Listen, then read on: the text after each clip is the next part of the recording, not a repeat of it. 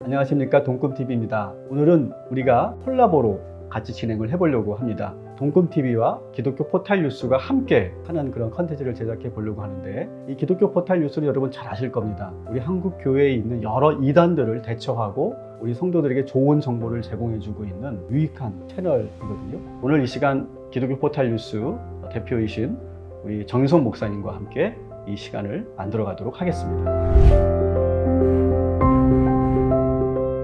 작년에 코로나 팬데믹 상황에서 신천지와 관련된 문제, 무엇이 문제이고 한국교회가 어떻게 대처해야 되고 신천지에서 나오고 싶어하는 사람들을 교회가 어떻게 받아줘야 될지에 대해서 말씀드리는 시간을 가졌는데요. 한 번 더 촬영을 하자, 콜라보로 하자라고 했을 때 너무 영광이었고 감사했습니다. 어떻게 할까요? 제가 예. 목사님이라고 불러드려야 될까요? 아니면 기자님이라고 불러드려야 될까요? 예, 기자로 불러주시는 기자가. 게 예, 원래 좋겠습니다. 정체성이 예. 기자님이셨으니까 그러면 제가 기자님으로 예. 계속 불러드리도록 하겠습니다. 자, 그래서 오늘 첫 번째 우리 함께 다룰 내용은 이 코로나 팬데믹이 지금 상당히 길어지고 있습니다. 그렇습니다. 각 교회들도 우리 성도들도 많이 지쳐 있는 상황인데, 과연 이단들은 지금 어떤 움직임들을 보이고 있는지 예. 그런 것들이 좀 궁금했습니다. 네. 특별히 신천지는 어떤지, 우리가 바라는 대로 어려움을 겪고 있는지, 네. 아니면 정반대로 다른 움직임들이 있는지, 그런 부분들을 좀 알고 싶더라고요. 예. 궁금한 것은 예. 지금 현재 신천지는 어떻게 움직이고 있는지, 그 동선을 우리가 파악하는 것이 상당히 중요한 것 같아요. 예. 지금 어떤 상황인가요? 신천지는 교리적으로 전도를 열심히 할 수밖에 없는 교리예요. 14만 4천이 채워져야지 천지개벽이 일어나서 신천지 세상이 펼쳐지기 때문에 14만 4천을 채워야 된다라는 것이 교리였어요. 근데 2015년에 14만 4천을 이미 넘어섰고 그러자 이 안에도 양과 염소가 있다, 알곡과 가라지가 있다라고 하면서 참 알곡이 되려면 전도를 해와야 돼요. 코로나 팬데믹이 있기 전에는 길거리를 가서 전도를 하고 교회 안으로도 들어가고 문화센터, 카페, 자기들이 전도를 할 수 있는 모든 것을 다 다닐 수가 있었거든요. 그렇죠. 지금 근데 특이점이 왔어요. 이 팬데믹 이후에 모든 경로가 막혀버린 거예요. 카페를 가서 마음대로 접근을 할 수도 없고 카페, 문화센터, 노방 아무것도 안 되니까 지금 신천지인들이 선택하는 게 뭐냐면 오히려 교회로 들어가는 거예요. 자기가 살고 있는 주변의 교회로 들어갑니다.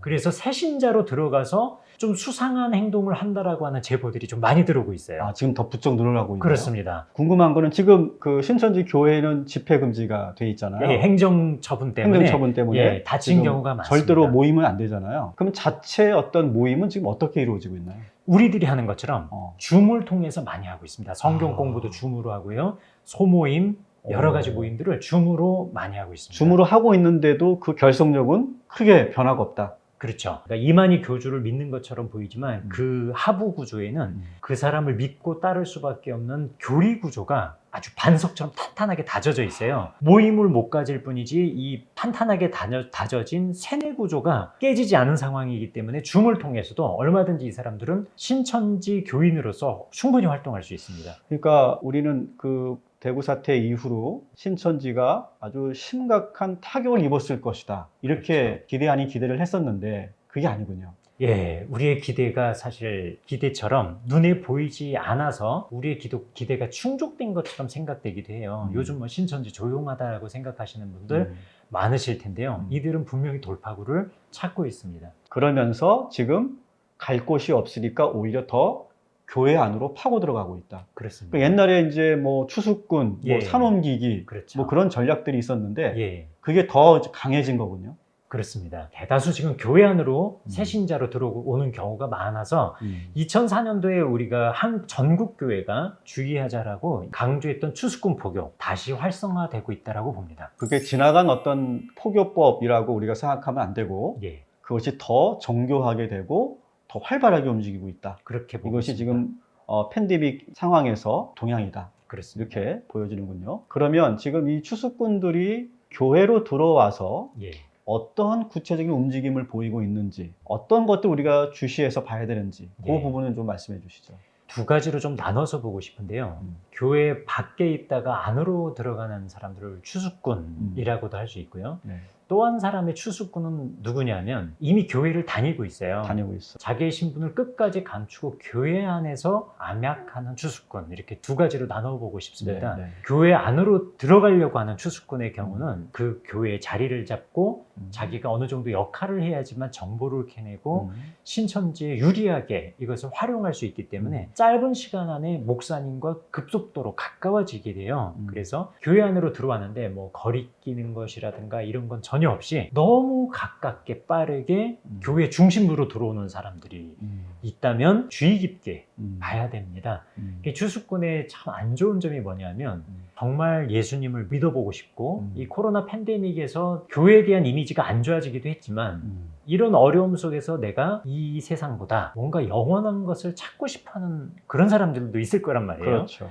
이런 사람들조차도 우리가 의심할 수밖에 없는 분위기 만들어가는 거, 그거는 정말 신천지로 인한 역효과다, 이런 생각이 들어요. 그러면서 그들이 와서 이제 산옮기기를 한단 말이죠. 어떻게 이루어지나요? 주로 산옮기기는 두 번째 추수꾼 유형. 그러니까 이미 신천지임에도 불구하고 드러나진 않았어요. 암약하고 있는. 그렇습니다. 교회 안에는 들어와 있고 코로나 때문에 내가 신천지라는 것을 철저하게 또 감출 수 있었던 사람들, 그런 사람들이 교회 안에서 암약하는 형태로 이루어지는 게 이제 산옮기기라고 할 수 있습니다. 그래서 이제 담임 목사들을 흔드는 그렇습니다. 그런 일들을 하게 되는 거죠. 주로 하는 일이 목회자 흔들기, 교회 흔들기로 접근을 하는 경우가 굉장히 많아요. 이 한계에 봉착한 교회가 있을 때 그 한계를 어떻게 보고 접근하느냐가 추수꾼과 성도의 차이점이라고 생각해요. 그 한계를 봤을 때 이것이 내 아픔이다. 내가 기도하고 함께 화합하고 화해하고 이 문제를 풀어가자. 그렇습니다. 대화와 기도로 풀어가는 사람들은 성도입니다. 근데 이 한계 상황에 봉착한 모습들을 이 교회를 깨뜨릴 수 있는 빌미로 삼아서 집요하게 파괴 공작을 벌이는 세력이 있다. 이 사람들은 추수꾼입니다. 오케이. 추수꾼이 아니라면 교회 파괴 세력입니다. 그렇군요. 최근에 저희 교회에서 있었던 일인데 예. 또 믿음이 좋은 우리 교회 집사님이 지인을 통해서 한 사람을 소개받은 거예요. 예. 근데 소개받은 그 사람이 아주 잘하더라는 거예요. 거의 1년, 2년 가까이 정말 언니 하면서 정말 잘하고 그래서 그게 너무 감사하고 좋아서 마음을 나누고 함께 했었는데 어느 날 갑자기 내가 신천지다 이렇게 말을 하더라는 거예요. 그래서 충격받으시겠는데요. 상당히 충격을 받아서 저한테 바로 연락이 왔고 또 제가 바로 신방 가서 성도님을 제가 붙잡아주고 기도해주고 또 분별할 수 있도록 도와주고 그렇게 해서 어느 정도 일단락이 됐는데 제가 좀 당황스러웠던 것은 그 전까지는 내가 신천지다 이렇게 말하지 않았거든요. 그렇습니다. 근데 어느 순간부터 나는 신천지다 이렇게 지금 자신 있게 커밍아웃을 하고 자기를 드러내는 그런 좀 변화가 일어나는 것 같다 이런 생각이 들었는데 실제로 그런가요? 네, 실제로 그렇습니다. 예전에는 신밍아웃이라고 했습니다. 신천지 커밍아웃 이걸 합해서 신밍아웃이라고 했는데 그 용어가 있을 정도로 신천지라는 걸 드러내는 걸 꺼려했습니다. 숨기고 끝까지 감추고 심지어는 너 신천지지 그러면 울면서 너가 어떻게 나를 의심할 수 있냐 이렇게 연기까지 하던 사람들인데 정말 당황스러운 건 신밍아웃을 스스로 하는 경우가 지금 현장에서 많이 발생하고 있어요. 그럼 그 자신감이 생긴 건가요? 그렇게 보는 경우가 있는데요. 내밀한 것을 들여다보면 저는 청춘 반환 소송의 여파라고 좀 보고 싶습니다. 2018년 12월 말에 신천지 피해자들이요. 내가 신천지에 거짓말로 속이는 포교 때문에 전도 때문에 나 속아서 신천지에 들어갔다. 내가 거기서 잃어버린 청춘을 보상해달라고 손해배상 청구 소송을 했습니다. 그것이 1심에서 손해배상이 됐어요. 그 이후로 이 신천지의 전도 방법 중에 신분을 끝까지 숨기는 전도가 크게 위축되기 시작했고요. 이것이 지속되는 경우 손해배상이 끊임없이 나올 가능성이 높아졌어요. 청춘 반환 소송, 법적인 불리함을 회피하기 위한 회피 전략이지 실제로 그들이 당당해서 그런 건 아니다라고 보고 싶습니다. 현장에서 그런 사람들을 많이 만납니다. 많이 만나는군요. 자, 그러면 그러한 사람들을 어떻게 우리가 대처해야 될까요? 당황해서 저한테도 그런 전화를 하는 분들이 계셨어요. 내가 알고 있던 그 성실하고 열심히 일하던 직장 동료가 어느 날 자기 신천지더라고 얘기를 하더라는 거예요. 그래서 상당히 충격을 받았다. 어떻게 하면 좋겠느냐. 그 사람을 되돌릴 수 있는 방법이 없습니까? 대부분 그런 마음을 품어요. 그래서 되돌릴 수 없습니까? 라고 묻지만 없어요. 왜냐하면 우리가 예수님 믿는 것 이상으로 이만희 교주를 이 시대의 구원자로 믿으려면요, 세뇌가 정상적 범주에서 이루어졌다라고 볼 수 없어요. 최소 6개월 이상을 하루 2시간 이상 끊임없이 성경 공부 공식을 외우고 달달 익힌 사람만이 이만희 교주를 이 시대의 구원자로 믿고 나 신천지야라고 신밍아웃을 할 수 있을 정도가 되는 거거든요.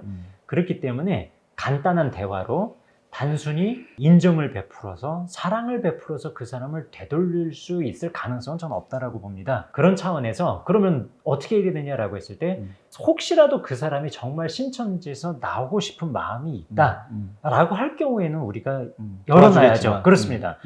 도와줘야 됩니다. 정말 그 사람이 바른 신앙을 갖고 바른 생활, 바른 생각을 할 수 있도록 도와줘야 됩니다. 그러나 그러지 않은 전제 안에서는 우리는 그들에게 대한 여지를 남겨서는 안 된다고 생각해요. 아주 단호해야 되는 거예요. 단호해야 됩니다. 그게 왜 중요하냐면요, 신천지 신도들은 무조건 찔러봅니다. 될 사람인지 안 될 사람인지. 될 사람이 누구겠어요? 내가 신천지야 라고 했는데 경계심이 아무것도 없어요. 그리고 목사님에게 전화를 안 해요. 이거 지금 아까 이제 목사님 설명하신 것 중에 신천지를 대처할 수 있는 굉장히 중요한 포인트가 있었는데 그게 뭐냐면 성도께서 전화를 하셨다는 지점이거든요. 이런 분들은 신천지 입장에서 볼 땐 A급이 좋은 포교 대상자고 D급이 나쁜 포교 대상자면 D급이에요. 아주 나쁜 신천지 입장에서는 우리 입장에서는 아주 A급이죠. A급이고 그 집사님 정말 전도하는 지혜롭게 잘하신 거죠. 너무 잘하신 겁니다. 이런 분들은 이 사람 안 될 사람이구나라고 해서 손을 떼버려요. 더구나 목사님께서 신방을 왔어? 그러면 여기는 대응이 빠른 교회예요. 그러면 노터치. 근데 신천지라고 했는데 내가 언니를 보니까 신천지에 대해서 다시 생각하게 됐어. 그렇게 여지를 준다든지. 바로 A급이죠. 그런 점에서 단호하고 일고의 가치도 두지 않을, 그 사람에게 여지를 주지 않는 태도 굉장히 중요합니다. 여러분 들으셨죠? 아무리 그 분이 가깝게 오랫동안 지냈다 할지라도 신천지인 것이 드러나고 또 본인 스스로 그렇게 커밍아웃 했다라고 하면 그 다음부터 우리가 해야 될 것은 아주 단호하게 그분과 관계를 끊는 것. 그것이 우리들이 대처하는 방법이다. 여러분 꼭 기억해 주시면 좋겠습니다. 그런데 조금 부연 설명하고 싶은 게 있는데요. 가족일 경우이거든요. 가족일 경우가 있군요. 그렇습니다. 그럼 단호할 수가 없죠. 없어요. 성도들은 단호하셔야 됩니다. 남일 경우에. 남일 경우는. 예. 그러나 가족일 경우에는 혼자 고민하지 마시고 한국교회 이단 상담소 협회가 있습니다. 이 가족 상담은 무료이니까요. 언제든지 이 문제를 좀 어떻게 풀어가야 될지 지혜를 전문가들과 함께 의논하면서 구해가는 게 가장 중요합니다. 한국교회 이단 상담소 협회입니다. 요 밑에 자막에 여러분 아마 보시게 될 건데 그 단체 이름하고 전화번호 저희가 적어 놓을 테니까 한번 참고해 주시면 좋겠습니다. 결국은 돌아올 곳은 가정입니다. 그래서 신천지에서 분명히 그 친구들도 힘들고 어렵고 상처받는 게 있을 거거든요. 그래도 내 가정이 최고다. 나의 가장 중요한 안식처다라고 하는 공간을 마련해 주시면 좋겠어요. 또 가족일 경우는 좀 다르게 우리가 다릅니다. 대처해야 되는군요. 네, 감사합니다.